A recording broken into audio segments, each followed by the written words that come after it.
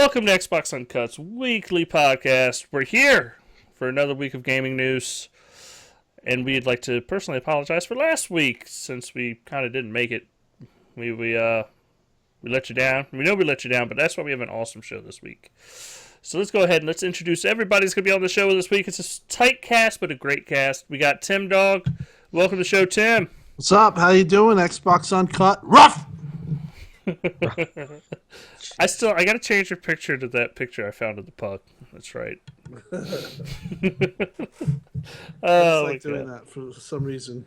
Hey, man. To bark. Hey, sometimes you got to bark. Sometimes you got to bark. But to introduce a man, which his bark is much worse than his bite. Jason, welcome to the show, Jason.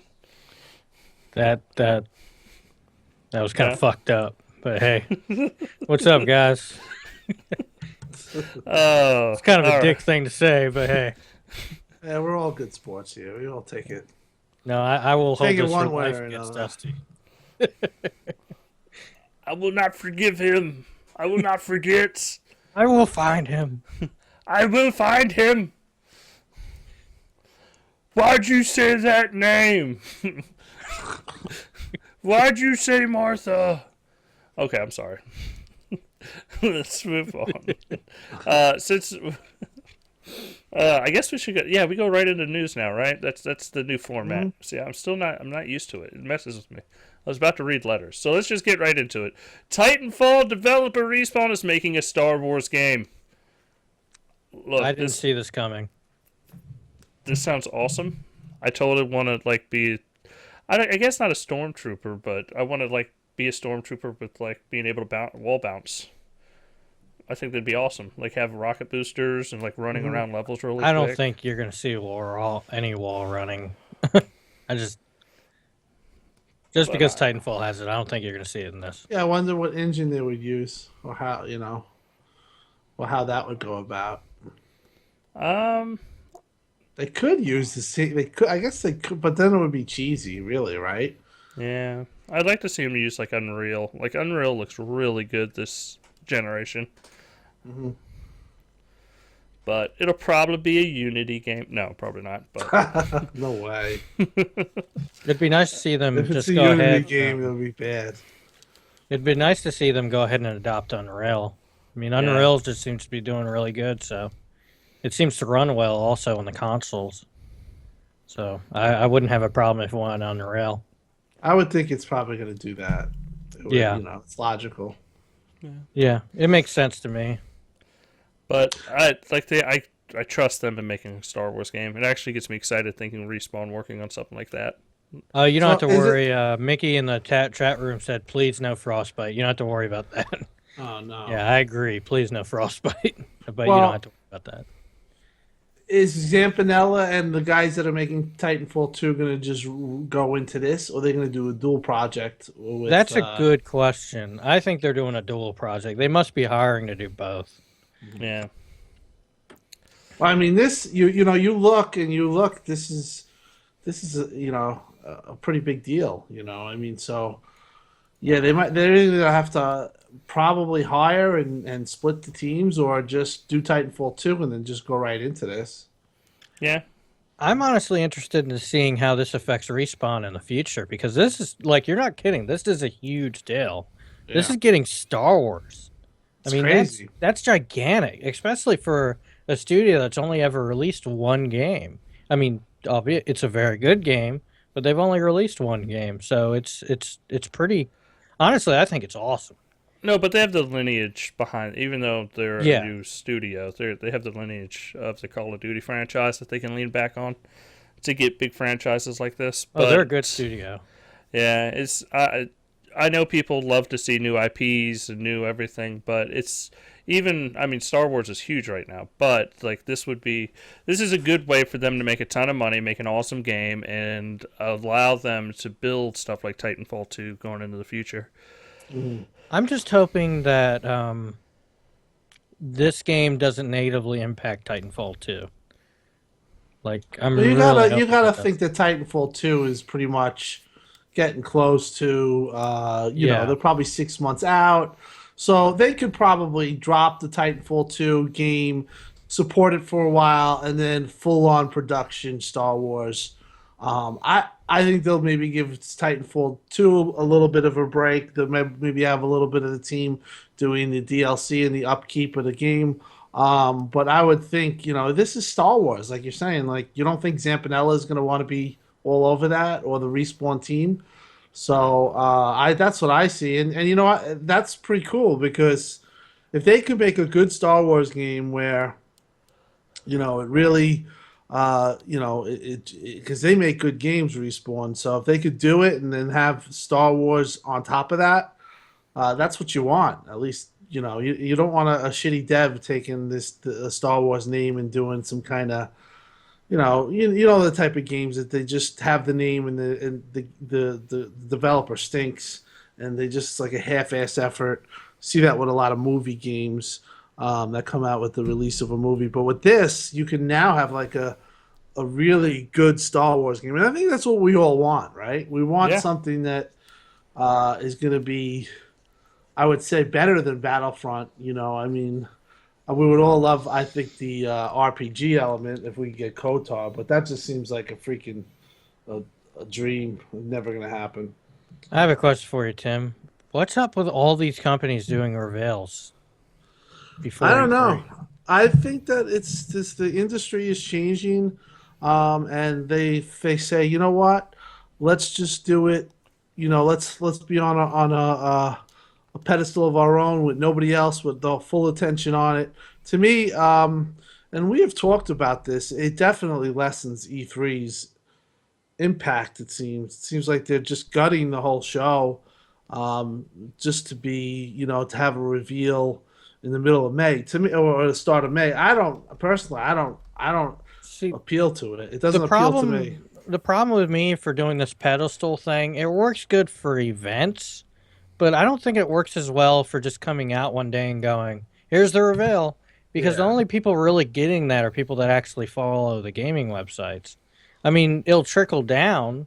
I mean, you'll get trickled out, and you'll have like more casual places post, here's a reveal trailer for the next Star Wars game or whatever. But it just feels like a double-edged sword, because at least when E3 is happening, people's attention are pointed towards E3.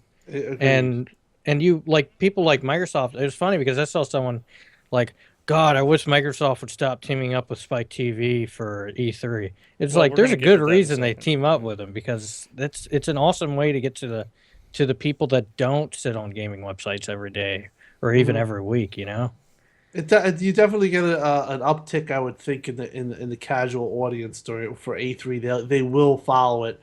So to me, I felt like the Call of Duty feels out of place.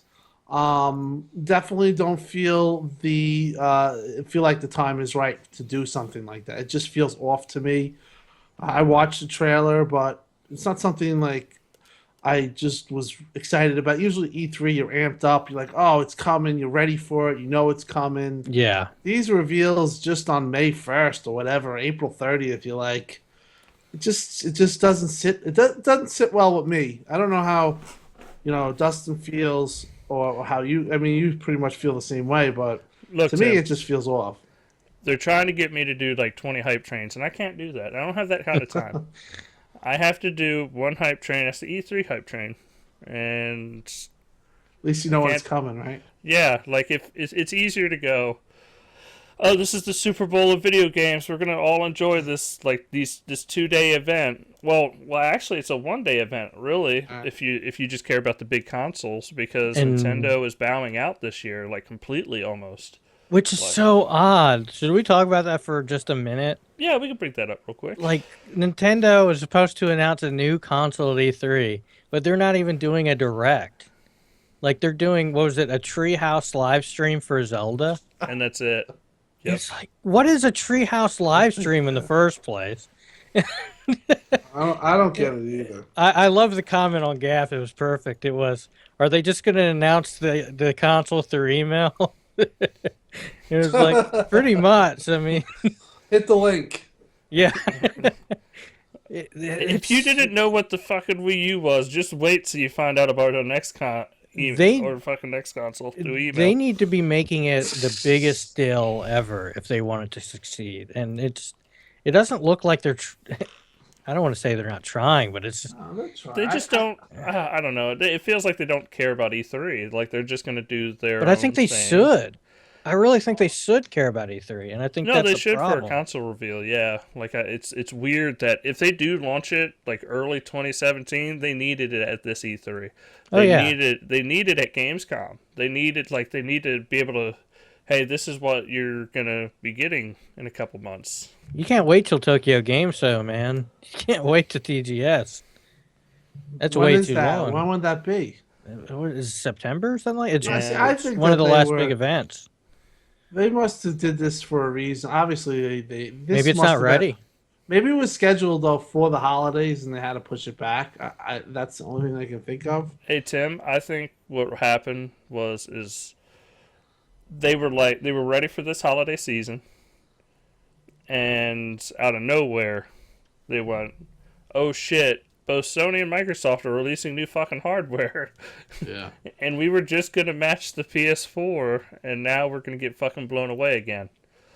Yeah. And they might have to redo some hardware specs just to.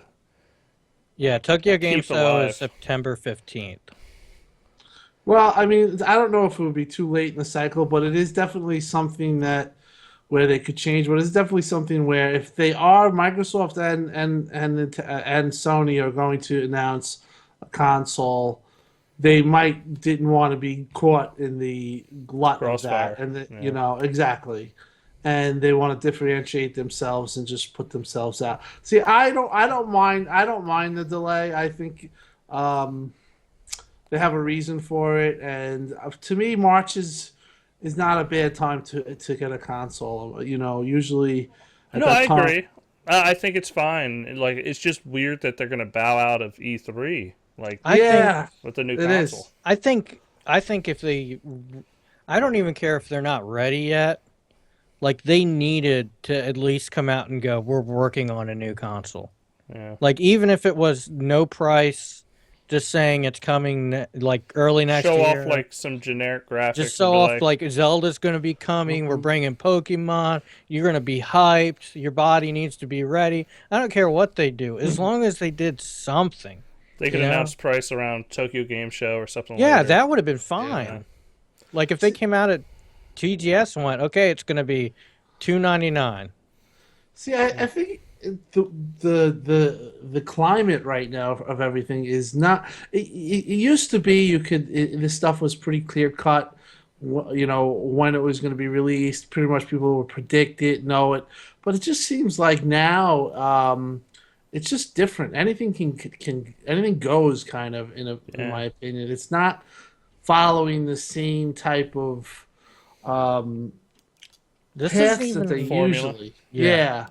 So it's like anything can happen. That's my point. Is like, I just don't know. I don't understand if Nintendo's plan. I don't think that they're going to be a part of third party. That's another discussion. But like, I'm ready for anything at this point. Like they could drop something and it'll be like totally bizarre, and I'll be like, okay, well that's what they're doing now. So I just think they're doing. They want to just be march to their own beat, and I understand where they're coming from with that, but it is a little weird that they're missing the holiday. You would think that they would want to get that holiday push, Yeah, but I think you made a good point though, Tim. Like they don't want to. Like if Microsoft and Sony both release consoles this year, it'd be an awful time for Nintendo to try to release a console. Because there's, especially with. If they don't have a big third-party support backing them, like it would just be like, look at this new Nintendo console. It has these 2 or 3 games. Right? Aren't you excited? It'd be like, I don't think the second. First impressions matter, and if Sony comes out, well, we know Sony comes out at E3. They announce the PS4 Neo, and if Microsoft does come out and announce the refresh. Powered up Xbox for the next whatever. After that point, even if they wait months, I still think it's gonna take the steam out of a Nintendo console announcement. Yeah.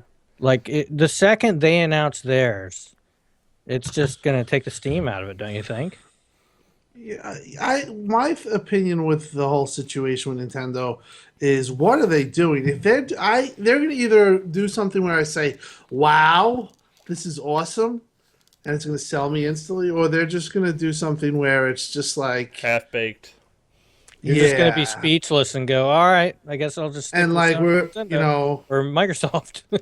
right. No, you're going to So, look at it and go, well, how long do you think till they go third party now? 2 Yeah. years? yeah. So I hope that's not the case, but I have a feeling that it might be. They're I headed just that direction. And by the way, we love Nintendo. How many times have we had yeah. segments on this show where we just talked in a positive light on Nintendo? We love Yeah, Nintendo you stuff. got. So. I mean, even myself, I think all of us want it to be a great console. Yeah. Yeah. But just the signs of, like the signs of like I was talking about third party, and somebody's like, "Well, don't you think they should get, parties, chat parties, and other simple social things that they should have on the console that they don't have now?" I mean, I didn't know I don't know if it's true. You have a chat party on Nintendo Wii? No, there's no party chat. Dude, it's worse than that. You're starting on chat parties. I If know. let's say you do something on the Wii U, let's say you go to Netflix. If you go back to the main dashboard, it has to reload the main dashboard. Yeah. I mean, Yeah, it it's sucks. and not to mention before anything, they need a proper account system with two-step authorization. All right, well, let's leave Nintendo alone for now. Well, if Tim has any final words, I kind of No, cut him. I think we We all of covered it. us here want it to be a success. We're just not seeing. We're concerned. We're concerned. We were a little concerned. I mean, without a doubt, Nintendo does not want to go up against anything Sony does. I mean, Microsoft, if Microsoft comes out with a new console this year, it's going to be an uphill battle to fight the PS4's next console. Like, their revision. It's both of them are going to. Sony's kind of the juggernaut. Like, it's just going to push. And Microsoft's going to have a hard time. I just don't see how Nintendo has any fucking chance, especially if both of them come out this year. But if, like, let's say Sony comes out this year and then Microsoft releases their console next year for Christmas, like, March isn't a bad idea for them because that kind of puts them after Sony, but before Microsoft. They can actually have a little room to breathe. it's true. And you can get out of the, because at a certain point the PS4K is gonna, like, the hype for it will die. Like, it'll just be like, yeah, it's a thing, but it's, you don't have to have it, because if they don't do that, it's gonna turn into. I think you're going to see a lot of blowback from people that buy. I know this is completely off topic, but I think you're going to see a lot of blowback from people that buy PS4 4K and a 4K TV and go, "There's no 4K games." Yeah. It was never going to do 4K games. It'll upscale. It's going to look like a 1080p game. I mean, it's not. I know it's kind of off topic, but I just feel that way, and that's why I know Vern has said he wants the next Xbox to be called Xbox 4K, but I think it's a bad idea. It's a bad Like name. have the 4K capabilities, but don't call it 4K because it's like calling it the Xbox 1080p. You know, Mm-hmm. You're it's setting yourself up for failure. yeah, and you know, All right. Well, Nicky criticism. Worm, I'm gonna let him have the last word. He says, "I admit I kind of want it to fail." Damn. At least he's honest. Yeah. Well, I think we all want to see Nintendo kind of branch out. Like, if Nintendo was just third party and they were making amazing games for Sony and Microsoft's consoles, and you didn't have to worry about buying another platform to play those games, it would be nice. But at the same time, I understand why they don't do it. All right, well, let's move on to the Xbox One Slim production leak hints at E3 2016 launch. If the production document is correct, we could be looking at an E3 2016 launch for Xbox One Slim. What do y'all think? Do you think it's going to happen? Are they going to be like your new a consoles under your slim. seat? I think a slim is guaranteed. Mm-hmm. Whether or not we see them announce an up-powered Xbox, I think it's going to be more on the lines. Now, to be clear, this leak it says Xbox One Generation 2 in the Chinese translation. Everyone actually thought it translated to Xbox One 2, which was retarded. It actually says Xbox One Generation 2. But I don't know, man. It could be. I know a lot of people are calling for a Slim Plus an upgrade to the power, but I mean, it's possible. But I'm not. I'm just. I mean, if the upgraded console's released at E3, it's going to be underpowered. If it's released at because it would have had to been in production for a long time, and then it needs to release at the end of the year for them to use the new processors Right. from AMD. I think too many but- people are getting their hopes up. I think that's the problem. Yeah, but I could totally see them releasing just the slim version of the Xbox One at E3, and then the upgraded console like in October, November range. But I don't know. Like, it'd be cool to see the slim console. Like, but I'm kind of all my money is going to go towards the Fire or whatever it is. You know what's keeping me in the game about this upgraded one? There's a few things. Well, one, it's just the idea that I think something's coming, and the other thing is you had the FCC stuff for a completely new Wi-Fi chip, and the big one for me, and I know it's really flimsy, but it's the idea that they're adding Xbox One tags to games, and that one it just seems like it just makes no the sense. Yeah, I It saw makes that. no sense if there isn't going to be something else that just takes Well, over. I think at this You know?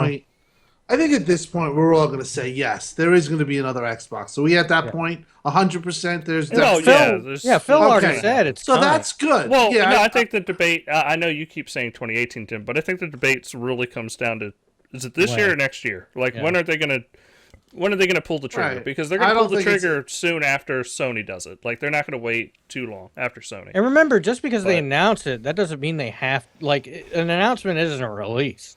you Right. know? Well, I think that you're right in the fact that they can't wait in a certain aspect, but I do think that maybe that they could announce it and like Jay's suggesting kind of doesn't mean it's gonna it could take Yeah. a little time. They could push it back. My whole thing is that I think that they're going to beat Neo specs, and that is the primary objective of this whole thing. And we are entering a new phase of consoles where these are going to be like, and I, it's crazy to me because I remember arguing with many people saying the complete opposite, but we were going to have a cell phone type situation where you're going to be upgrading every 2-3 years. And I'm hoping every 3 or 4. That's what I me want. too. I'm Yeah. hoping every 3 or 4, and that's why sometimes I say 2018 because I think that in a way it should be a little spaced out because you don't want it. You don't want that, even though it's a console. You don't want to be the PC because on the PC end you could say your stuff is outdated after 6 months. So you want a 3-year, 4-year cycle to be. Well, 4 years would be 2017, which Right. that's what I would like to see. Like, I know everybody wants. I know Vern and Steve have gone on record saying that they would be really mad if they don't release a console this year, but it's like I'm kind of good. I got a bunch of good games coming. I think they could release a slim. I'm still going to go with a slim this year, but there's going to be a little hint or an innuendo that this is something that they're going to be building. They might the way they hint it where it's a tech. They refer to it as tech in the PR, which I thought was very interesting, where you just know that they're going to come with a console, but they have to be on par with Neo, and they have to be or a little stronger. They have to be able to hit the minimum 1080p. You know what matters to me And here, it'll though, help Tim. Though Xbox. It will because The power delta right now is way too. It's basically it hurts them badly. Media, everyone harps on it. Quantum Break was 720p. It was a fantastic game, and all we talked about was it was 720p, and that's all we still talk about, sadly, because it's just something that people are going to point out and they're going to ride home with it. So Microsoft first needs to definitely get themselves back where they're on even par or even ground with Sony as far as power. But they took a hit with this Xbox One and the whole history of what has happened, as we all know. But yeah, they got to meet the Delta or beat it. I'm thinking they're going to beat it. Well, And if they release 2017, they're going to beat it. If they release this year, I think the best you can hope for is matching. I don't think. I think they could beat it this year. Now, I don't think that's a huge. No, but it's going to be really tight. Like it won't. They might beat it, but it's going to beat it by the graphics card is 1% more powerful and the CPU is 10%. Like it's not going to be. What if it's 600? Would you guys freak out? Would they beat it by a lot? It's not. Oh no! If they beat it by a lot, like that's going to be insane this year. Like I would be super excited for it, but I don't see them doing that. Well, here's but my question to you guys is, if they make it to beat it, but you're gonna obviously we're gonna have to take the brunt of it and pay it. Yeah. Would you be willing to spend $600 on an Xbox? No. Would you think people would be too? It depends on what all the specs are and what that $600. If it's going to be what Sony's doing, no. If the it's going to be a lot. Fire, no, but I'm saying if the Fire comes out and it's like, this $600 box is going to allow you to do. It's going to natively support the Oculus Rift. It's going to just do like everything. You know what I want? Then that becomes a better proposition because you're looking at, I can get an Oculus Rift box essentially for $600. And that, without the headset, of course, but you're looking at $600 for that, and that's kind of, it's not a bad deal. You know what I want for $600? I want 980 Ti performance. If I'm paying $600, I want 980 Ti performance. That is way too much money not to at least get something like that. Let's just say they go with Xbox Elite at $600, $599. The specs are blowing the Neo. Neo is probably going to be 400, right? Or 450? 400. Yeah. Let's say 400. They're coming out with a machine that's 600, and they have what you're talking about, 980 Ti. They have 16 gigs of RAM, and it's called the Xbox Elite. Do you think that will be? Let's just pretend it happened. Will that be something that can be successful, or will people not buy it because of the price? I think you're going to have a price factor, but that's why you keep the Xbox One Slim around so that you can sell to the other people. I think you have the hardcore machine. I personally think 600 is way too much. I think 500 is the maximum ceiling. Yeah. Right. 500 I agree. Has to I be agree. ceiling. But I'm just thinking if they're going to do 600, then they could probably have a sizable gap in power. But if you're going to get 500, 400, Xbox might be able to just run games a little bit, Tim, I honestly think Sony's going to fall in the same price range where it's going to be $250 for the PS4 and $500 for the PS4K. I don't think so because honestly, if you look at the specs of the Neo, I think they're just reusing parts they already own. Like, their GPU has twice as much components as it used to, and all their specs point to it's an overclocked PS4 that has two of the GPUs that it had before put together. Like right. It's double the CUs. Everything else is the same. Little bigger bandwidth for the and all that bigger bandwidth, higher RAM performance. That's all explained by a higher clock on the SoC. Mm-hmm. Like it's not. It's not hardware. This isn't like I know people are trying to make it out to like this is Polaris. No, this is the PS4 hardware that they've basically doubled. There's not an AMD chip in production that has the not the amount of CUs, but the specific amount of CUs that they're selling here. The only thing that does is if you were to double what it already has. Now, my question, since it's x86 architecture, And you guys might be able to answer this because I know you're very big PC guys. How can Xbox scale the ESRAM? So let's say that Xbox Elite it comes out. It's more powerful than the Neo, and Battlefront comes out. Battlefront 2. Um, or let's just say an exclusive comes out that's going to run on Xbox and Xbox One. Do they have to dev the game for two games like Xbox One and the new Xbox Elite, or can they dev the game for the higher spec machine and see where the Xbox One falls? Is it something that they could do, or does like they couldn't do what Sony's doing, right, with the doubling of the GPU and stuff because of the ESRAM? Is that correct? The route Sony's going, I don't want to call it the lazy route, but it's the They're keeping the hardware the same, yeah. essentially, just so that everything's still.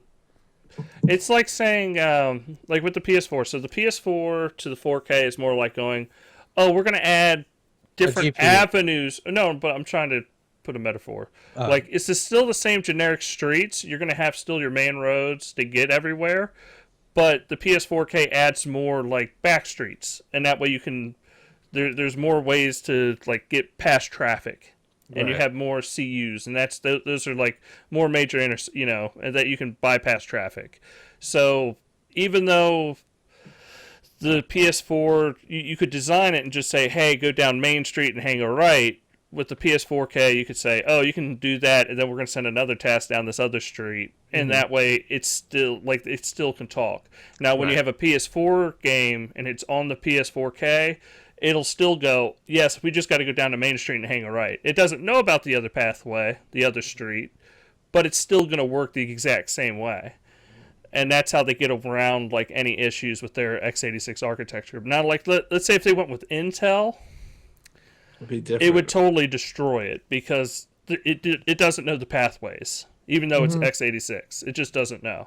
That's interesting. That's interesting. That's a very good way of explaining it Well, here's to understand what's going on. Here's a few things about what Microsoft is doing. One, I think people are getting too hung up on the fact of the ESRAM. They're getting too hung up on the fact that there is ESRAM and that Microsoft would have to have ESRAM again in an Xbox 1.5. They Right. don't. It's not like they could go ahead and adopt GDR5 and it will work.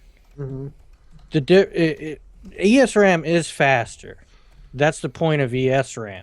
But Right. ESRAM isn't just something where it's you can't use anything else now that you develop for ESRAM. It doesn't work that way. You could still translate it over GDR5. It's just going to be a performance difference. And GDR5 will actually open it up to make it easier. Now, the important thing to remember is that, and I know a lot of people are like, oh God, he said the magic word.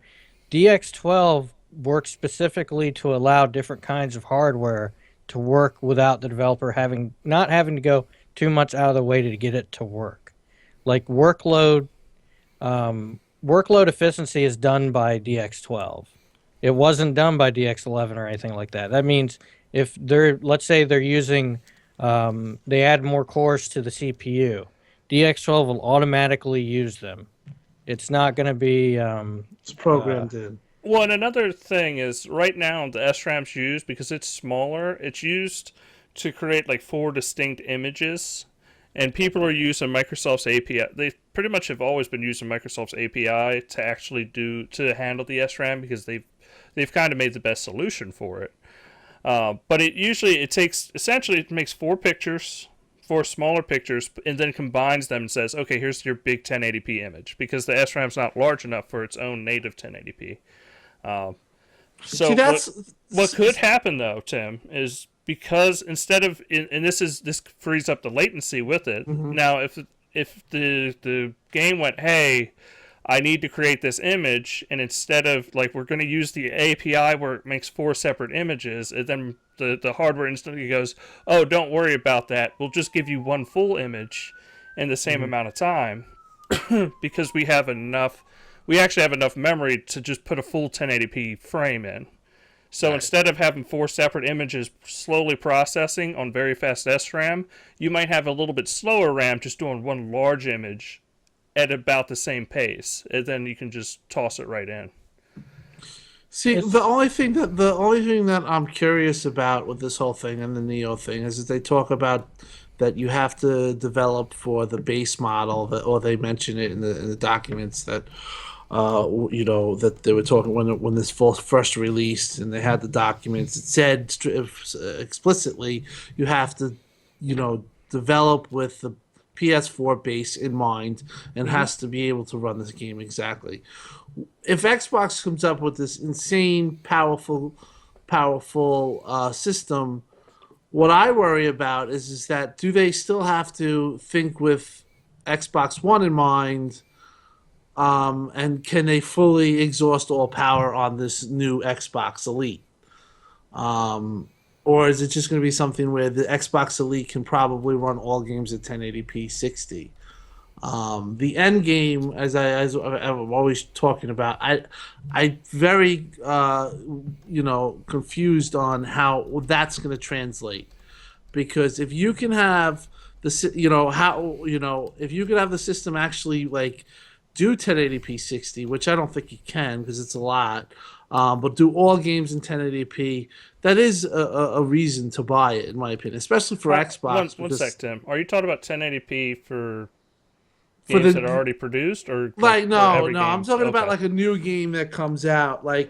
If you exhaust the system and develop it for the top end Xbox Elite, is there a chance that they cannot actually run the game on Xbox One? Or will it be a system where everything will be running? No, it's going to be the same way. So let's say if you build the game for Xbox Fire. We're going to keep calling it Fire because we don't have a name. Yeah. Xbox Fire, and let's say it's 1080p. Let's say it's 2K or something like that. And then you try to port it over to the original Xbox One. And all it would do is downsample, like I said, it would take the SRAM into account, and it would just go, okay, we need 4 different frame buffers or whatever. Run at a lower resolution. It's going to run at a lower resolution. So I mean, you're still going to get the support. It's just not going to look as pretty. For the love of everything, do not call it the original Xbox One. That is way too confusing. Okay, so but here's the thing. But you know what I mean. We don't have a name for it. You guys understand what my question is, though, basically. Yeah. Tim, what I think is going to happen is you're going to get 2 APIs. You're going to get the Xbox One API, and you're going to get the Xbox Fire API. Both will be DirectX 12, and it's not going to be as tough as people are making it out to be in order to do this. Creating for 2 platforms is not as... I know you're creating for one more platform, but you're basically building the game, and then on the other platform, you're allowing it to go farther. It's not like you're rebuilding the entire game. It's going to be the same code. You're just going to throw it into another API. It's not. Right. It's not like you're throwing it onto the PS4 and it's done in a different way. It's it's going to be mostly. I honestly don't think it's going to be a hard thing. I think a lot of people are blowing it out of proportions. Yeah, especially with their wrapper, how they're doing it, they're able to kind of. Anybody can do it. They can work the system. Now, and let's be honest. We've talked about it a million times. They converted PowerPC to x86 on very weak hardware, which is fucking insane. And well, let's come up with a scenario. We've developed a game for the original. You almost had me say. Develop a game for the Xbox One. Dead Rising 3. I'll take. Okay, let's say we developed Dead Rising 3 for Xbox One. It's all done. Now we decided, okay, now we need to go ahead and get it going for the Xbox Fire. We bring it over to the new API, and with the new API, we can push the textures farther. We can have higher texture filter. We can increase the resolution. We can make it run faster. No, but that does take additional work. It does, but it's not like rebuilding entire sections of the game for new textures and everything. Like a lot of that texture work it's just going to be able to use the full textures that it wasn't able to before. Or it's going to be able to run at a higher resolution than it wasn't able before. I think the bigger problem is going to be the amount of testing, because you double the amount of testing because now you have to test for 2 platforms. Yeah. All right, but there's another thing is I think they'll concentrate, if I could say the word, concentrate on. I think VR is going to be a big thing. There's been. I'm going to go to another article real quick. Microsoft adds peripheral vision to VR, so they're releasing patents. I don't. Have you seen this, Tim? Where Yeah, they're I putting saw it. LEDs. Yeah, Like, I saw it. It's a cool concept, and it could go really far. I don't want to see Microsoft get into the VR game. I'd love to see them give have this technology, sell it to both, Oculus or whoever, and that way they can implement it in their VR. Because I just don't want a 10th headset, Well, just to clarify on this article, and I know a lot of people, they don't understand how much Microsoft has their hands in when it comes to their R&D branch. They also created the lens on the Oculus. Yeah. Like, they have their hands in a lot of different that's areas when it comes to R&D. And that is something that the next Xbox probably could support is Oculus. Is that correct? Yeah. If it is an expensive system and it has the specs, do you think that they could say, and is Oculus ready to, or have a partnership with them? It could. Where Yeah, they play the definitely. games? I think it could. All it is, all an That to Oculus me, that is, makes sense. all That it- makes sense. You know to what do that question is similar to asking? It's like asking if whether or not the new Samsung TV will work. I mean, I know it's a little more complicated, but all it is a display device that you put on your head. Right. Well, you Whether need a certain amount what of matters, horsepower and- Yeah. what matters is the games. That's what matters ultimately. Does it have the power to play the games to display correctly on the device? And I think the Xbox Fire would, in fact, just like the Neo, will have enough power to display the games needed to play on the device. I don't think it's gonna, like before. I think a lot of this is blown out of proportion, dude. A lot of it's just done. I don't know if it's done for hype or what, but Well, I think Phil set it off when he made those comments, and yeah. and then we all started talking about it, and then But Phil's honest though. Phil's gonna come Yeah. out and tell you how like it is. He's not gonna. but he's then the not Neo gonna, news came out, and everyone was like, "Wow!" And Yeah. now you're getting the report that was 10 teraflops. That was a fake report. Oh, of course. that was- I knew that was fake, but people. I'll tell you one thing. I looked at my impressions for that day. My impressions for that day were about 5 times, higher than I usually get. People really, I think, want a new system. I think people are interested in more power. And it's funny because we always talk about games. I sometimes just think it's just maybe a power trip by people. People want to say, I got this thing that can freaking run anything. Yeah. And it doesn't really matter if they even play the games on it, but they like the power aspect. And I can tell you when that whole article thing went crazy because people kind of really, I know Xbox fans, whether they say they want a more powerful system, and I think people like the hardware aspect or the ability to say, well, maybe I can play the best graphical game and this and that, and especially when 4K comes in, which is down the line, I think that'll be a big deal too. I think 10 years from now I would say 4K games will be the standard, right? Or 5 years. Yeah. 5 years at the most. 4K is not that far away. I could play a lot of 4K games on my 760 Ti. It's not. I mean, I'm not playing like the latest game out, Right. but I'm playing quite a Street few Fighter games. 4 or something. Right? World of Tanks, World of Warships. I mean, Yeah. I mean, the big thing, though, I think VR is going to be their big push this time, and then the next console they release will be their giant, real 4K push, where you're That going to makes get sense. everything. Everything will be 4K. I mean, don't get me wrong, there'll be 4K games on both PS4K and the Xbox Fire, but it's not this console that's really going to be pushing it. It's going to be the next console. But VR is going to definitely be a big push.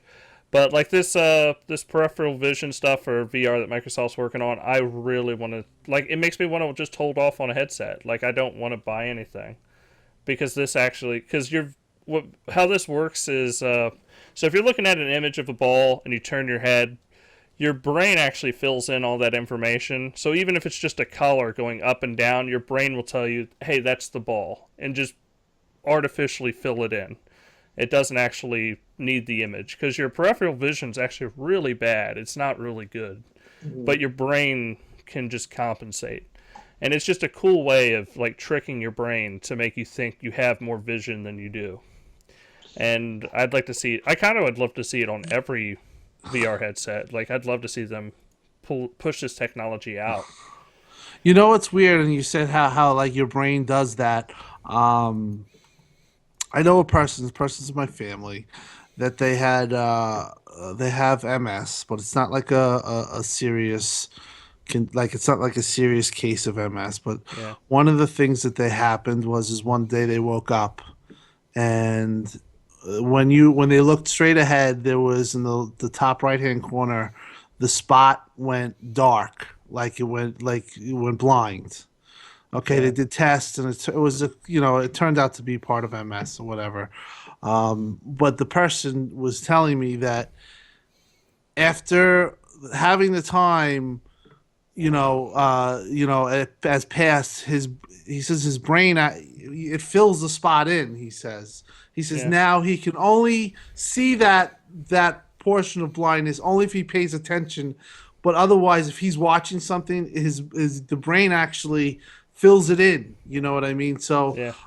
it's interesting how the brain does that, but it definitely does do that. It is something that does, and that's Everyone actually has a blind spot in their eye. You can actually find it if you do it correctly. Yeah, your vision's actually filled with blind spots, but you I- don't. You just your brain fills it all I in. think the trick is you put your finger in front, and then you put one eye, and then you keep moving it, and eventually you can go over, and you'll stop. You won't be able to perceive it anymore because it'll be in your blind spot. Mhm. But it's actually, yeah, it does suck though. But it's awesome how the brain will. Oh, no, That's the but, thing like, is you got to have a VR for a long time. It allows technologies like this to work where you Yeah. might not be able to produce an image because it's just your hardware's not powerful enough, or the technology is not there enough. But you can just trick the brain to make it work.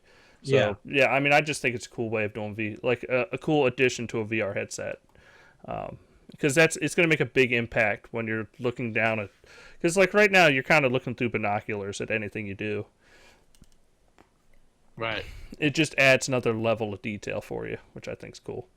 All All right. right, let's move on to Microsoft. Microsoft details their E3 plans. So let's get right into it. The press conference is going to be on June 13th, beginning at 9:30 a.m. Pacific. The briefing will feature everything from in-depth looks and previously announced games to trailers for unannounced titles coming in 2016 and beyond. According to Microsoft, it will be streamed live on Twitch via the Xbox Live Events player on Xbox One and Xbox 360 consoles. Just throw it out there, we will be doing live commentary that day. Well, I know me and Jason plan on doing it. Tim, are you still going to E3? Or is it still? If I don't go, I'll do the live commentary. Okay. If I do, obviously I'll be at the show. But if I don't, and there is possibility, I don't know. It's a possibility. Can't give any, but I'll definitely would love to do the show if we do a Yeah. live commentary. Yeah, we're gonna do live. So we're gonna do live commentary, and then we're gonna do a podcast about our reactions afterwards. But yeah, we're just gonna sit there and watch it all together and be like, "Oh my God, they didn't announce the fire," and we're gonna all be sad. Where's the fire? Somebody pulled the fire alarm. That's what Oh we're gonna shit! be They yelling. announced the Nintendo NX. What the fuck's going on? Oh, that's what we need to Yeah. start doing, Tim. We need to start. We It's need gonna be to start fun. taking It- pictures of fire alarms and just start posting them on Twitter. Pull the It fire is. alarm. It's definitely going to be fun. I'm just It's glad your guys' guess at the name is probably the worst name they could ever choose for the next. Yeah. It's just funny. We just went with it one day on Twitter Yeah. and just seemed to catch. But yeah, I It either did. way, It catched on fire. one one thing about E3 going to E3, you really, I personally like events and I like blogging and stuff like that and watching it unfold. I've done aside from last year, pretty much every E3 I've always been either on a live blog or been on System Wars or whatever. It's fun, but when you're at E3, you can't do that because you're actually there. You're with people, that say you got to go here. So It's not the end of the world if I don't go. It's definitely still just the amount of news that day. It is I definitely mean, without a news. doubt, people like almost everybody in the industry admits the best way to watch and cover E3 is from home because there's Yeah. already 8 million people there. You're gonna watch it. Now you don't get to play the games. That's true, but See the it's meltdowns. yeah, it's And by the usually the way, best way to watch it. the games you do get to play, I mean, a lot of them change before release. You know, I like when they do the that's E3 what I've heard a things. lot though. You know what I like when they do the E3 things and they're like, and right now you can go on your Xbox One and download. I think they're gonna do a. I Do you love when they do agree, that stuff. Tim? Do you agree that they're? I think they're gonna do a backwards compatibility bump or dump during Yeah, they the could do Red Dead presentation. Redemption. I mean, honestly, if I they want to did see Red Project Dead, Gotham in a few games. You know? You oh know how they yeah, what they need to do. I'm telling if I'm calling it now. They need to open the show with the trailer, and it needs to be Red Dead Redemption. And then at the end of Red Dead Redemption trailer, and it says Red Dead Redemption available on backwards compatibility right now. Like yeah, just I have love it that. launched during the trailer, and then that way they can just be like, "Bam, there's Red Dead Redemption. Go play it. Fucking the sequel's coming to it." I don't think they'll get full rights to it, but I could see Microsoft getting the marketing rights to that game. It It's would be just a big. great. It'd Just be a big Microsoft get. just needs to Sony it and just start buying up announcement rights because Sony's doing it left and right. Well, Yeah. it just seems like Sony's more. They're more invested on. It seems like at least they're more invested on the marketing side. Maybe because they're the market leader and they can, and they're just putting the pressure. Yeah. But that's why I think that the Xbox Fire or whatever is something that is good for Xbox because I think that's something that not Satya would, or people above Phil would authorize the money for. Obviously when Yeah. you're behind, you can't. Getting the marketing deals is harder because it doesn't pay you don't sell as much as the other competitor. But with the Xbox Fire, you could see that they could get a pretty good penny for it. Yeah. So All right, let's get to the rest of this real quick. Xbox Daily Live at E3. It's going to be going throughout the week. They have the Twitch partnership, which will have news throughout the week. Like I said, we're going to be streaming live on Twitch. Fans in LA during E3 week, Xbox will be giving 500 lucky fans a ticket to exclusive access to Xbox Fan Fest E3 2016, which I know you went to last year, Tim. I did. It's a fun. Yeah. I would be really bummed. I'm going to be honest. If this was last year, and this news that's going on with me came up, I'd be freaking. Heated. Yeah, I would really be upset. But being that I went, I know how it is. I think you guys should go one time. It's something that every gamer that loves gaming should do once. Once you do it and you see it, you'll understand it. You get the gist of it. It's nice, but you got to do it one time. It's Yeah. just too bad we're on the East Coast. That makes it a bit of a problem. It does. All right. Well, we're gonna move on from the news. That was a good 50 minutes on 3 articles. It's good times. Good times. All right. Let's what's next? Let's do some letters. We're gonna do some letters. Chaos Dasher writes in. He says hi all. Or 1 second. I lost the message. I lost it. How'd you It lose says it? hi all. I refreshed the page just to see if we had any more messages. Played a ton of Saints Row 4. Loved it. Missed it when it first came out. Didn't have a 360 then and wasn't involved in gaming culture.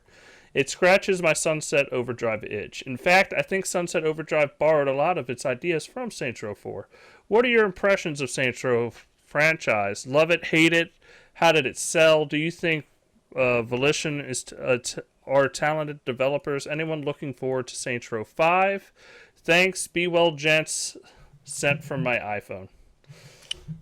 Yes, I read that. am a fan of Saints Row, but personally, I think they should move on to another franchise. No, I mean it's not like they've released a bunch of Saints Row games. Well, actually, since there's a 4. rumor that they're working on a new franchise called Mayhem Agents. No, I think, I mean, I like the universe, I like all that, but I feel like at a certain point that maybe even come back to it later. But I like to see talented developers doing different things. Yeah. But I guess that's just I mean, no, without a doubt, I want Saints Row 5. I love Saints Row 4. It was amazing. It was one of the I wasn't a big fan of 3. 3 was all right. Like it was. I know that's one of people's favorite Saints Row games was 3, but like 4 just did everything 3 did and did it better and did it bigger, and like it was just an insane game. With like it wasn't like, but at the same time, I mean, they needed a big break from Saints Row 4 and Saints Row their future Saints Row 5. So I think you still need another year or two, and then they could look at bringing it back. Because people were really tired of Saints Row. Like at the end of Saints Row 4, everybody was kind of like, "This was amazing, but I don't want another one." Like I'm totally willing to give you all my money for this, but you need to like really put this on the back burner for a while. Take a lesson from There's a reason Call of Duty is now the 77th most disliked video on YouTube. Wow. Yeah, it's because people are tired of Call of Duty every single year. Yeah. It's the same thing. And you know what? You got to give it to Volition. They put it on the back burner. Like if they wanted to, they could have cranked out probably 2 Saints Row games since Saints Row 4 came out. And they're kind of leaving it alone. And I guarantee you, in like 2 years or so, when they announce Saints Row 5, everybody will go apeshit because of how they remember Saints Row 4. But you just got to give it that time. You got to give it that time.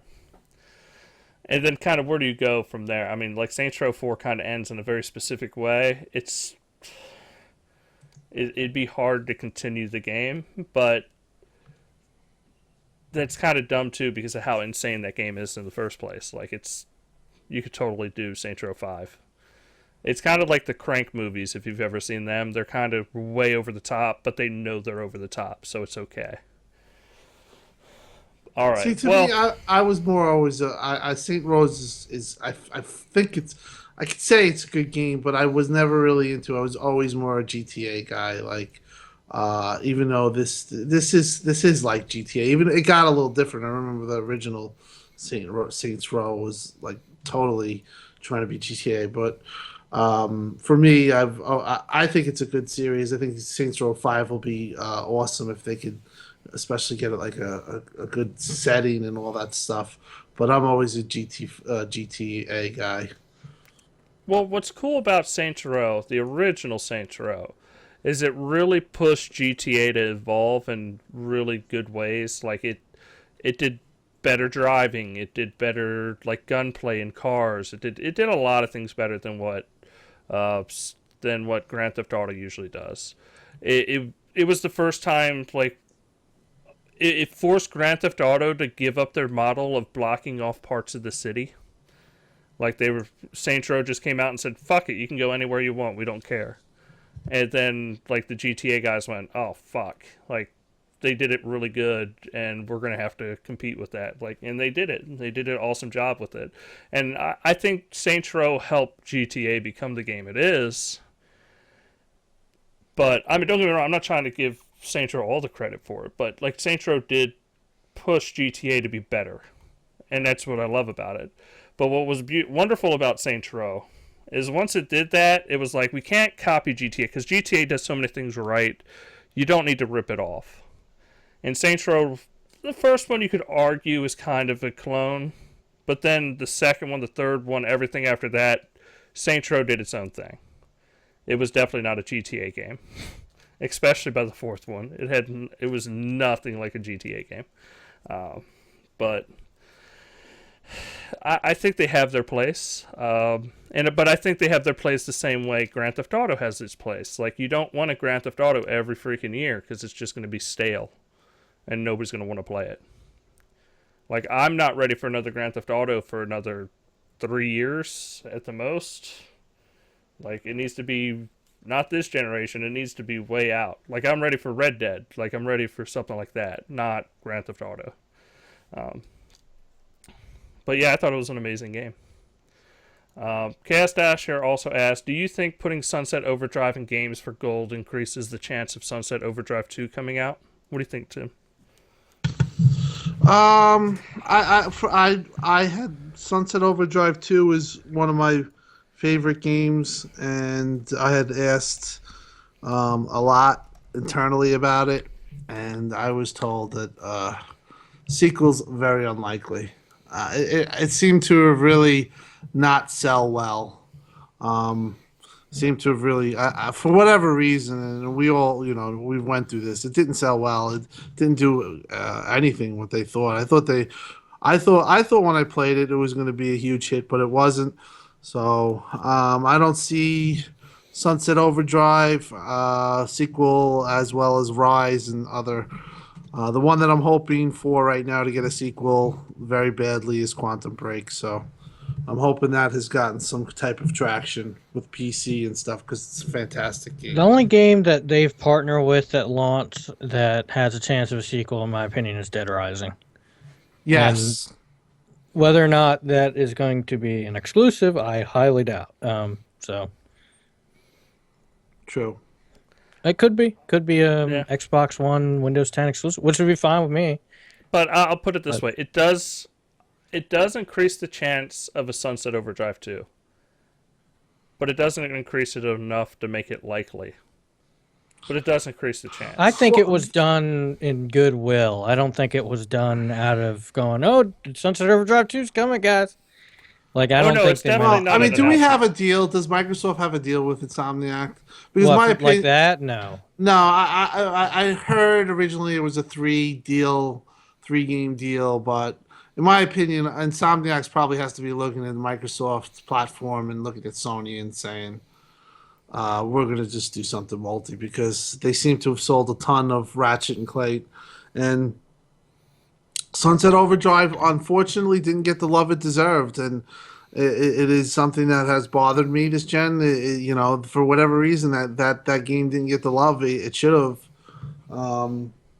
And I don't know what it was, but unfortunately, I'm pretty sure we're not going to get a sequel. If we do get a sequel, I will do a backflip and run Yeah, I'll around. be excited myself. But like I said, it increases the chances, but I still don't think it's likely. I think Xbox One is going to go down as the generation where all Xbox One exclusives were basically underrated. But that's just me. Yeah, Quantum Break is way underrated. way underrated. Sunset Overdrive is underrated. Halo 5 is underrated. Yeah. Forza is underrated. Like all the game, it's like I know journalists have something against Microsoft. I know that shit happened at the beginning of this generation, but it feels like every single time that a game, someone's always got a shit on Like you it. go into a game. Listen, you go into a game knowing that you want to kiss the developer's ass and saying and look for everything and look to be positive. Guess what? You're gonna come out of that experience and be like, "Whoa, what a great experience!" You go into a game and you're a reviewer and you're like, "Okay, what's the first thing I can pick on? What's the thing that Yeah, I can say?" exactly. You're just gonna get you if you want to pick apart a game, you can pick apart a game. Yeah. Oh, no, You but wanna it's like a good example would be with Giant Bomb. Giant Bomb gave Ratchet and Clank 5 out of 5. Right. It's just they were like, it's an amazing game. Like this is fucking, but like people have already said, like there's not much to it. It's kind of an original Ratchet game, just remade. Right. It's not exactly breaking new barriers over here. But with Gears of War Ultimate, it was, oh, this is that last fucking game that you played before that's been completely redone, but look at all the shitty parts of this game in fucking 3 out of 5. And they gave I think they gave it 2 out of 5. Yeah, 2 out of 5. And it's just like 2 out of 5. Come on. You look at that and they gave look it at the I'm checking you look right at, now. No, but you look at the Ratchet and Clank score and you want to be bitter because you want to sit there and go, fuck them, they gave Ratchet and Clank a great score because they love the game. Or no, because it's a PlayStation exclusive. But you don't want to be that guy at the same time because you're like, no, that's probably a really good game. Why did they got to be shitty to the Xbox One? Like, why do you got to fucking shit on Gears? 2 out of 5 from Jeff Gertzman. Good job. You know what's funny, Tim, is that they gave War. you know what game also got a 2 out of 5 from Giant Bomb? Star Wars Connect. On their scale, Gears of War Ultimate Edition is as good as Star Wars Connect. Yeah. But it's just one of those things. Like it makes you want to be bitter, but you don't want to be the guy saying, "Hey." But you don't want to be like, look, yeah, because you don't know. But you don't want to take away from Insomniac because Insomniac made a great game. Like you don't want to go fuck Ratchet and Clank. Why didn't they give Gears a good score? Because the Ratchet and Clank game's a great game. Well, you know But what at the same time, Gears was great. Why did you have to give it a shitty score? Because you know what it's a the Microsoft problem game. is that people whenever you bring something like that up, all people do is, why do you care? Yeah, I care because it's fucked up. That's why I care. Yeah. I mean, why do I have to have this huge reason of why I care? Yeah. You know, Well, it's it's kind of obvious to think. Listen, we could say what this and that, and you know, but the bottom line is that a game, the Microsoft games have been definitely. It's like apart with and everything, overrated. they've been picked on a little. Yeah. With Quantum Break being the last. look. Latest. I'll just end it with this. I'll just end it with this. They gave Forza 6 like an 8 out of 10 at GameSpot. You know what was their only negative? The replays are still in 30 frames per second. I know. No other I negative. remember Nothing. that. Yeah. Not a single other thing ever said negative about it. 8 out of 10. Now you tell me there isn't some kind of bullshit going on. All right. I think it's. But it feels like if you try to call them out, it makes you feel like you're putting down the devs that do get good ratings through these sites. But it's like, no, those are excellent games. Too. We're not arguing. We're not saying those are bad games. That's like Uncharted. I'm not going to argue that Uncharted's not worth the reviews. No, like fucking Uncharted is probably a 10 out of 10. Honestly, Yeah. it's going to be an amazing game. Like I trust that developer to whatever they fucking produce. But you could definitely see the bias. You could see it. All right. Well, there's one other thing. Mickey Worm, he messaged me on Twitter like 2 weeks ago because we were going to talk about this last time. And he says, please make sure you mention Battleborn pass blocking game sharing on the podcast. Go fucking crazy, Dustin. Start smashing your Xbox up on cam, screaming, why the fuck have they done this shit? Cheers, matey. Love you. I'm kind of worried about the love you part, but it's like, it's harassment. It's harassment. But, yeah, it's kind of shitty. Like, I like game sharing. The fact that they're now pass blocking game sharing with this game is bullshit. And it sucks. To be fair, we did buy a DCUO subscription for both of our accounts because it would not share. Yeah. But it's a season passes, I think, is kind of a different thing. Like this, like I don't know. I can see both sides of it. I know it's only $15, but well, for Battleborn, for their pass or whatever. No, yeah. Like it's, I get it. It adds a layer to it. It sucks because we are in the same house. Like we're not gaming the system. Yeah, we're literally in the same house. This is not like the consoles are literally 10 feet from one another. We're not the people that are like sharing games cross country, or we're not those people.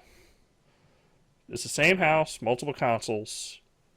It's just what it is. I mean, yeah, I mean, it's up to them. I think it's honestly, I know this is kind of a lame thing to say. I think it's kind of anti-consumer, especially because this program's built for people in the same house that want to play with each other.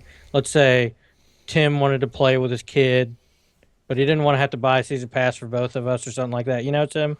Like that's what it's meant for. Yeah, and what it's doing now is like if Tim wanted to play with his kid on his kid's account, he needs to put his credit card on it and then pay another $15 on top of the game so that his kid can play in the same house.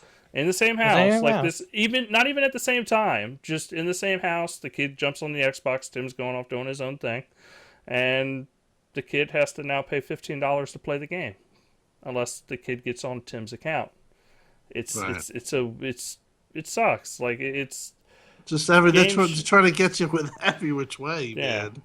And I know people will be like, "Well, you're just trying to cheat the system," but it's become standard now. It's been like this since the Xbox One release. Or 360. If it wasn't a standard thing, then I could see the point. But now that it's really standard, and most publishers and developers seem to have accepted it and don't seem to have much of a problem, it's kind of like, you know. All right. Do you have any thoughts on it, Tim, or are you ready to move on? No, I just think that in this day and age, it just seems that you're gonna get squeezed and squeezed. You know, not in the right way, not in the pleasurable way. Just, I'm sorry. All right. Well, that does it for letters then. Let's just move into what you've been playing, Tim. What What I've have you been been playing? playing, I'm going to be honest. You guys know the situation. I have had very little time to play anything. The last thing I played was, um, I think, UFC, but somebody was trying to get me. I'm trying to think about it. I want to ask you guys. I heard this game was pretty good, and I saw a little bit. Super Hot. Have any of you guys played that? Because I'm thinking Yeah, I about did. buying it tonight. Would you recommend? Yeah, I think it's a little pricey for what For it what it is, is. but it's fun and it's an interesting take on games. But yeah, it is a little. I won't lie, it is a little pricey. Right, because that game I'm thinking about getting, and I'm also thinking about getting DC Universe and just going crazy with that because I think I could enjoy that. I don't know what you guys think of that game. Oh, we're gonna Uh, talk about it. yeah, we'll talk about it in just a second. Is there anything else you've been playing? Like, I know you haven't Pretty had a lot of much, time. pretty much, really. The last day I signed an Xbox was 7 days ago. I'm hoping. Don't go Eric on us, man. No, I'm Don't go. hoping that once everything gets straightened out with everything, I'm going to be back to my old schedule. But right now, my schedule consists of waking up at 6 in the morning, and being available at all times till 8 at night. So Yeah. you know, just doing a lot of stuff. So not really. I watched a little bit of a super hot stream and kind of like it, but I don't know. I don't know if I should get that or if I should just wait and get a. I bought Dirt Rally. I don't know if you guys have played that either, but No. those games I might try out. All right. Well, Jason, let's just Well, get on with it. Let's talk about DC Universe Online. all right. DC Universe Online's great. No, No, we no, were it's a able to good get game. in early enough to get some good names. Like I got Mixpidalic, the correct spelling. That's the little imp from the fifth dimension that always picks on Superman. And he has to get him to say his name backwards. If you'll probably remember from Superman the animated series where he has to get him to say "kill Tipsism" twice in a row, and Superman gets him by doing it a bunch of weird ways. But yeah, it's like we were able to get some really good. I think you got the Annie monitor, right? Yeah, it's Yeah, much more less known than even. yeah, kill Uh, Tipsism or yeah. kill. Oh, Big Spitalik. It always messes. I'm still getting used to saying it because it's such a weird name. Uh, Um, Honestly, I think it's a really good game. It gets a lot more fun as you go into it. I'd say it's a bit easy at first. It lets you ease into it, and then it gets much more involved the more you play. There's a lot of different kind of power types. There's a lot of different combat types. There's combos when you actually do combat. There's different ways you can tank. You can be a power character. You can be a healer. So it's very MMO like, but I would say it's more old school World of Warcraft than it is new. You got a skill tree. It's a really good MMO from what I've played so far. Um, you hit 30 and then you buy then you do instances to buy equipment to increase your level even more. So it's I've been having a lot of fun with the game. I mean, it's free, so I recommend everyone try it out. And it's not going to be for everyone, but I would say it's definitely worth trying out. My recommendation would be to buy, if you're getting really into it and you want to try like the full experience, get a month for $15, and you'll get access to all the episodes. You'll get access to all the extra powers. And you'll get it's a good value in my and you're opinion. going to get it a permanent VIP status. Like you'll Or be able to premium, premium yeah. status, yeah, because it doesn't go away. So you'll get faster load times into the game even if you decide to stay free after that. Um, I but mean, there's not much to say about it because I mean, you're gonna see a lot of DC characters. You're gonna see Lex Luthor. You're gonna see I'm trying not to get too. You're gonna see Cyborg. You're gonna see Martian Manhunter. You're gonna see Nightwing. yeah, you're going to see all your favorite You're gonna heroes. all the stuff. Maybe some you've never seen before. And it gives you background story. The voice acting isn't always that great, but it's an MMO. What do you expect? But I like it. It's really good. My only big complaint about the game is how they start it, or how you start in the game. You can choose. There's 6 mentors you can choose from, and the only way to really get an experience where you're doing missions with another person in co-op is you need to pick the same mentor, and then you can do the same missions at the same time. Otherwise, you can't really tell. Like it's very awkward, I will say, because one person will have a mission on the other side of the town, and you can't really share the missions, even though you can share missions, but these missions it won't let you. But other than that, I think it's a whole bunch of fun, and the instances are really fun. All right. Have you been playing anything else, Jason? I know you played some Forza Apex. I played Forza Apex in 4K. I played How Can I Kill My Computer the Fastest? I do not have what you would call a 4K gaming rig. I have a GTX 760 Ti OEM. But I was able to play it. I can play it pretty good if it's daylight. Um, and there's 16 cars on track. I pretty much don't have any problems playing it in 4K, and it looks awesome. Like this game looks like it was made for 4K, and it's not. I don't really doubt it because they've always done an awesome job with their models and textures.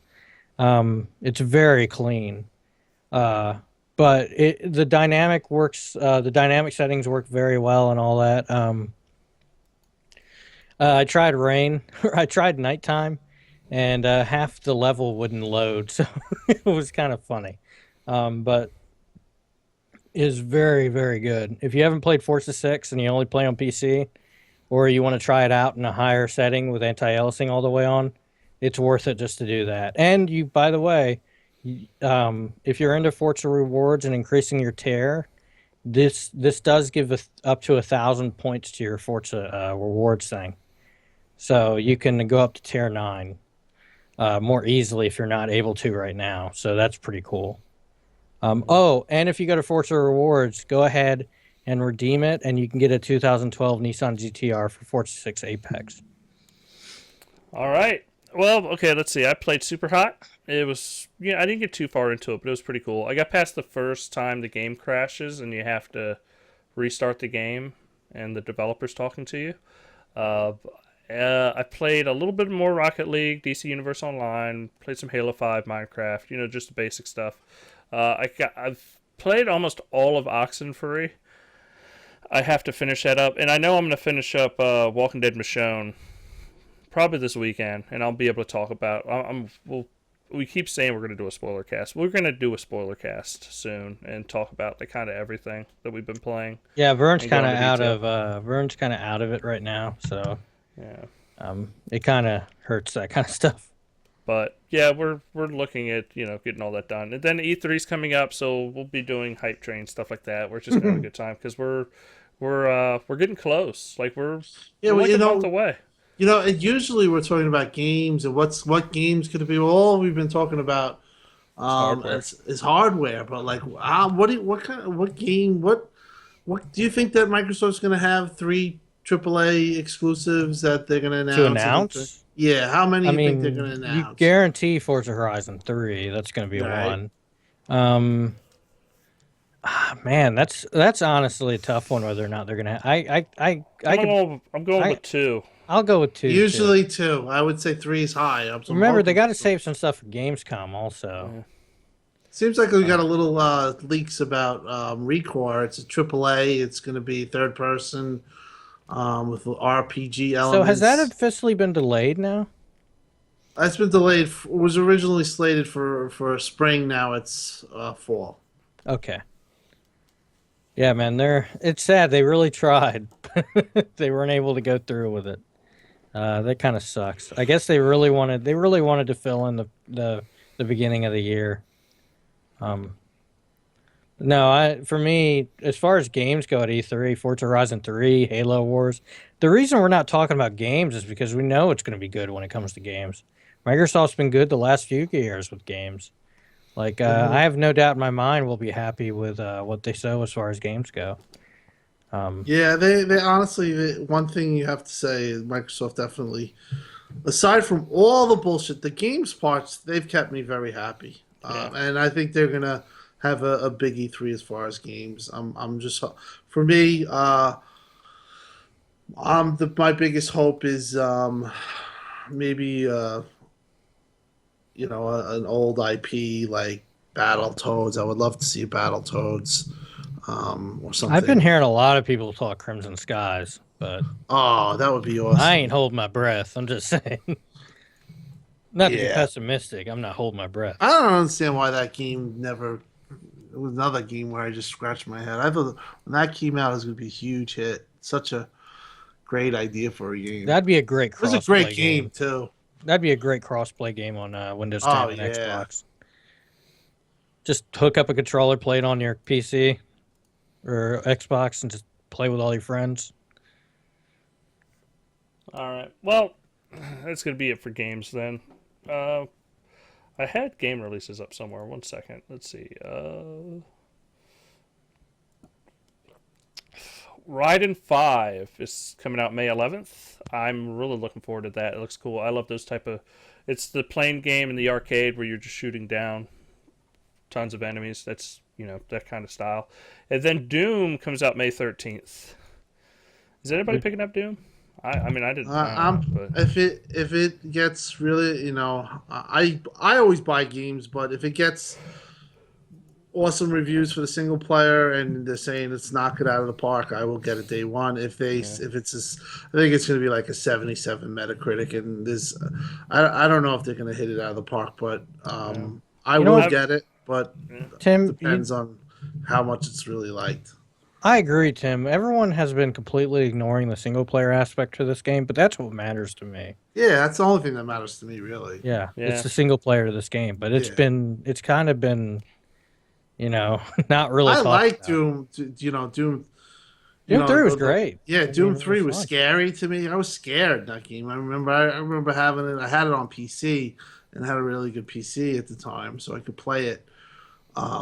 Souped up, and I remember loving that game and being scared. Like over the first 25 minutes, I was like, wow, this is what I'm talking about. Yep. But yeah, so for me, Doom's all about the single player. I don't even care about the multi. All right. Well, that's going to do it for this week's podcast. We appreciate everybody for tuning in. You can write us at letters@xboxuncut.com. You can find me, Tim, and Jason all on Twitter. We have Tim, spell your name on Twitter. It's just, search Timdog, Timdog. You'll see a flaming Xbox guy. That's me. Yes. And then you can find me at DOSDG. But if you just type in Dustin at Xbox Uncut, you'll pull me right up. You also have Jason. He's 4GT guy on Twitter. But we're going to... I'm 4GT guy everywhere. Yes. Just to be clear. Yeah, I don't think I've ever seen anybody try to steal your name. But everybody knows who you are. It's funny. Yeah. But that's going to do it for the show. We appreciate everybody for tuning in. Thank you so much for hanging out with us this week. We're really sorry that we didn't have one last week. We actually, just quick story, we recorded a good 10, 15 minutes, and our internet service provider decided that at 8 o'clock at night, that is the time you need to work on the lines. That's when you get in there and you start messing with people's internet. At night. Yeah, so... That's the time. It was a fun adventure, but this is going to be the end of our adventure this week. We'll talk to y'all later. Peace out, everybody. Take care. See you guys. I'm just waiting for the music to load. There it goes.